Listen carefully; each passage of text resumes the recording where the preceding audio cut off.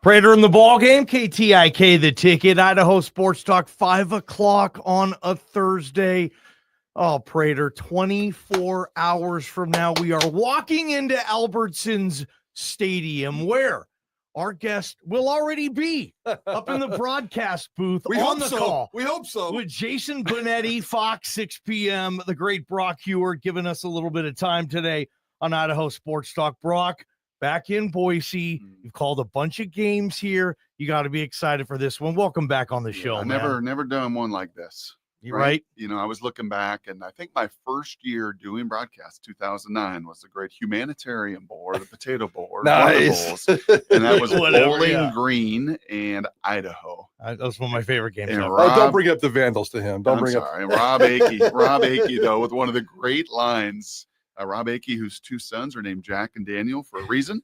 And he's like, oh, yeah, stick around. Going to be a hell of a show in the second half. And it was. And it came down to overtime, 2-point play, an amazing game. That was the first game you called? That was the first bowl on the blue. Game. Yeah, that Okay. was first game. We made a big deal of that on this show. We played that sound clip a lot and had a lot of fun with that for probably a whole good year till the next season. Legendary in Moscow. Watch the second half. You're going to love it. Just a great dude. I've called some other bowl games since. I've had some Friday night games here, different nights of the week. But yeah, this and I'm preaching to the choir, but like you guys know, this going to be different. What do you enjoy about it, Brock? Calling a game at Boise State. You've been everywhere, more ballparks than probably Crash Davis by now. What's different about the blue and Albertsons Stadium? You and Jason Benetti. It's just the emotion that you get on a night like this when you have built for this your whole life. Like if you're in Boise State, like this is what.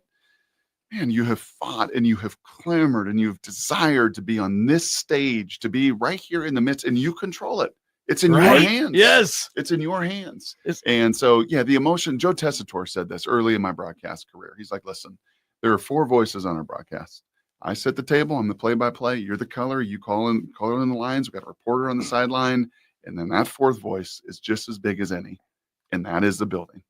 Right. And that year we were in the SEC a lot, some of these grand cathedrals in Knoxville and LSU and, down in the swamp. And like the voice is real. Yeah. Tomorrow night, that voice in this building is going to be as real as anything I've ever felt in my life. Yeah. And it's going to be even different for us because we've covered a bunch of these, but there's always been about 10,000 empty seats. You understand the small college, the postseason at a mid-major type of a program. Yep. And it's different now. They're going to sell it out tomorrow night. This town has latched onto this football team and this storyline. So, and you have apparently, I'm not sure if I'm allowed to show it, but we always brag about our boy Bob's, play sheet, game sheet.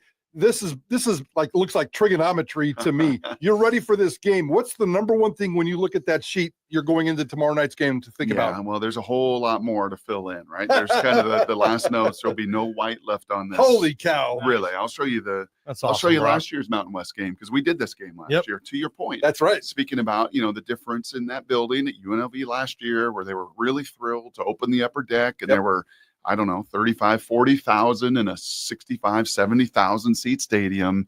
And when every cheek is in the seat, it is different. Yep. And every cheek will be in the seat. And, I think Benetti was saying this week. This feels like, when you watch Gonzaga and Gonzaga go from being a mid-major to a major, right? You said just a moment ago, you get to some of these postseasons, these mid-major games. Well, you know what, Boise State, tomorrow night is your major. Yep. Tomorrow night, you could get rid of the mid, just as Gonzaga has done, as they've gone to Sweet 16s and Elite 8s and Final Fours and nearly a national championship. Like you win this, you're major. You have a bye in the first round of this playoff, and it gives you that opportunity of a lifetime. How will this game be won? Let's just dive right into it. We can branch off a little bit afterwards, but how will this game be won? It's the rematch. It's a turnaround. It's different storylines, same storylines. Somebody's going to have to win this game. Well, you guys know this. They caused Ashton more problems than anybody else did this year. His yards per carry, his total yards, everything.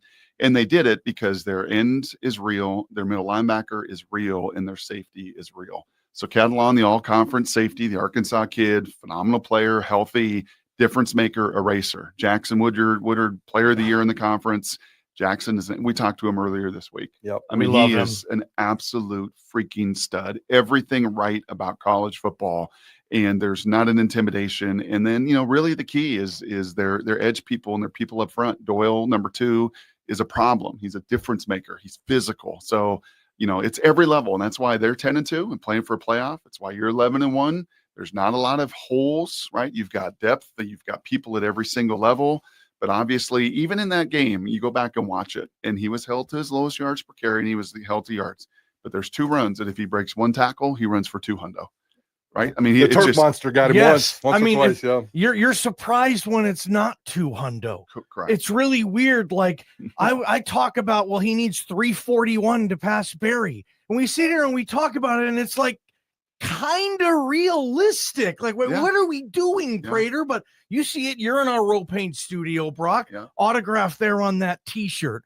Autograph there on that card, autograph behind you on our wall of fame. Yep. Heisman. I mean, Ashton Jeanty, it's Kellen Moore level now of fame and fandom and icon in this town. Yep. When you see him play, and I mean, you played with some of the best. Yep, I did. Corey Dillon was one of those guys. Yes. He's kind of a mini Corey Dillon that, any carry, he could house it.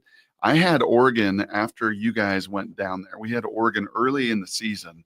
And I remember talking to Tosh LaPoy and Dan Lanning, and they were like, oh my God, that guy is just he's just different. Like, there's not many times. That's the number 1 team in the country that went on to be the number 1 team in the country. And obviously that was early in the season, and Oregon is a different team now than they were then. But yeah, talking to their players, talking to their staff after that game, it was I can't believe what we just saw. I mean, that guy is just not, and this is a great year of running backs. Yep. Right. We were in the Big 12 a lot. The Big 12 was loaded. Kid at Kansas, greatest to ever do it at Kansas. Kid at Texas Tech, greatest to ever do it at Texas Tech. I mean, these are record holders. These are difference makers. Giddens at Kansas State over and over and over. The hype of Ollie Gordon. Yes. And then there's Ashton. That is just a cut above all of those, because on any given play against anybody, he can just hit that home run. For the next week, especially starting Monday and certainly going into next Saturday night. 2 words: Ashton Jeanty versus Travis Hunter. That's more than 2 words. Go. Yeah, I'm a Heisman voter, and so am I. So help me out here. Well, I will tell you this: anybody who's cast their ballot already should be recused from ever getting a vote again. 100%. I mean, honestly, if I was as you know, as a voter, they take this really seriously. Like the channels you got to go through, the amount of emails, the amount of attention to detail, like all of it, like it is. Okay. I mean, I wish our presidential elections had the same kind of. I got my passcode under pass and key right now. So lock and key. Anybody that has voted yet, in my opinion, should never get to vote again, because you have to take in this data point. Yeah. You have to see what this kid does in the biggest game in the history of this program. Yep. Travis Hunter was special. I saw him 4 times this year.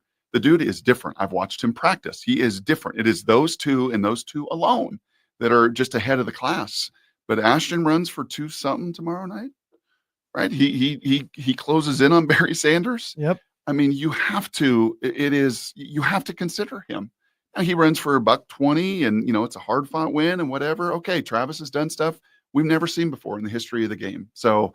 But it's those 2 and those 2 alone. And if you voted already, shame on you. Brock Huard with us on the call tomorrow, Fox 6 p.m. Jason Benetti here on Idaho Sports Talk. So basically one more on the Heisman race. So you still think, I mean, we see the odds. We don't really think Jeanty we hope he has a shot. Sure, we know he'll be invited, but I don't know if he can even win it if he blows up tomorrow. I don't know, but you're keeping your option open. I'm absolutely keeping my option open. Yep, absolutely. 100%. You could leave that stadium tomorrow night, Brock, and say, yep, okay, he did enough. He's got my vote now. He's 12-1. He carries them.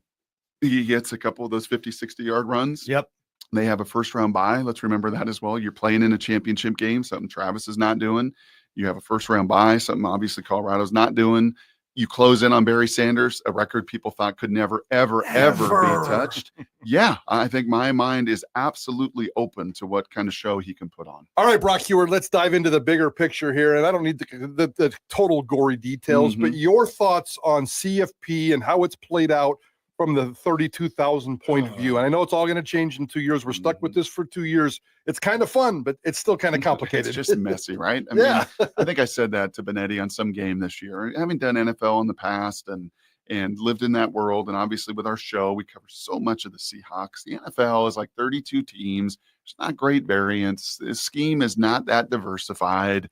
It's just kind of who's healthy, who's bought in. There's some elite teams this year, certainly. Yeah. But college football is messy. And it's always been messy, and it's going to continue to be messy. And if we thought, wow, we'll expand to 12, and now some of these conversations they're not going to go away. And if it gets to 16, team 17 and 18 is going to have a coach like Lane Kiffin and the guy in South Carolina, Beamer, that are going to be upset that they're left on the outside. So, and why did we promise and guarantee 4 spots to the SEC and the Big Ten? Because that's happening too. That's probably going to happen too. But you know what? It is opened a whole new world.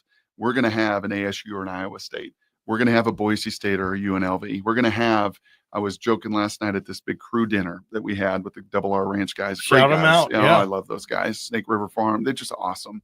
And I remember years ago when I was early on at ESPN, sitting there in College Football Live, and I had like a Boise State helmet. And I was so pissed that they don't get to be a part of this BCS. And this is bullcrap. And Kellen Moore and all they deserve their spot. And one of the executives afterwards, like, why are you so passionate about Boise State? Why do you care so much? I mean, because they're deserving.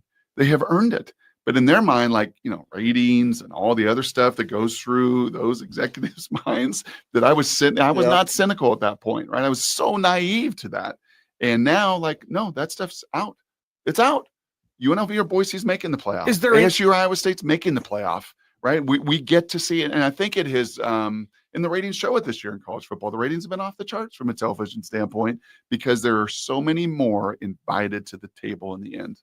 Boise State wins a squeaker and it's ugly. Mm-hmm. Iowa State or Arizona State. They do remember that Cardell Jones, Urban Meyer team did in the Big Ten championship game. They just blow the doors off. Mm-hmm. Should Boise be worried Saturday night heading into Selection Sunday that they're back playing in the opening round? Would they? I don't think so. The fact that UNLV is 10-2, the fact that they're number 20 in the country, the fact that they beat Kansas and they're a quality opponent, that if this were San Jose State, and no slide on anybody else, if this was somebody there that was 7-5 and it's ugly again, okay.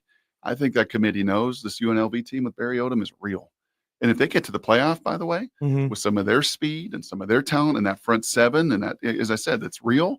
Depending on the matchup, they can make some noise too. Good luck. Oh, it's going to be fun, man. Enjoy it. The great Brock Huard, and that's why you listen